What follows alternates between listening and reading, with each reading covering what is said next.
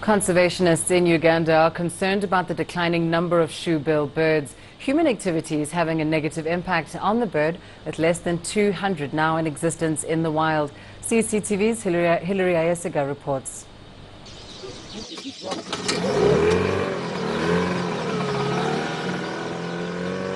The search for the rare bird begins.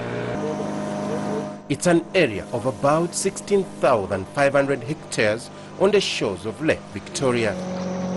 And after a while, we spot one. This wetland was once home to hundreds of shoebills about 30 years ago.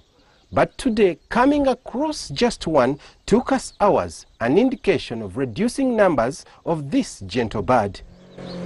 Irene Namubiru, a local guide here, tells us the dangers facing this important bird are caused by human activity.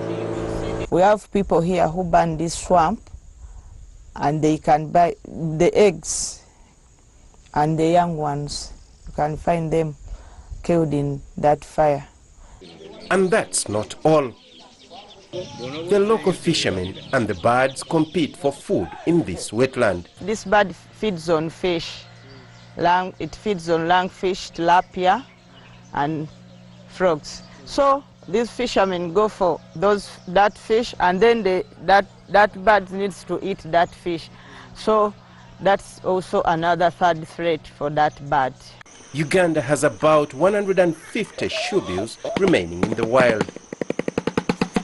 Conservationists are concerned about the falling numbers. We have very few shoebills remaining in the country, and if all of them are not actually conserved, then we will not have any shoebill remaining in the future for our children to see. The female shoebill always lays 2 eggs, but only one ever survives. To protect this endangered species, Uganda's Wildlife Authority is supporting the community's eco-friendly activities, which helps protect its natural habitat. This area has also been listed among wetlands of international importance under the Ramsar Convention. Hilary Ayesiga, CCTV, Kampala.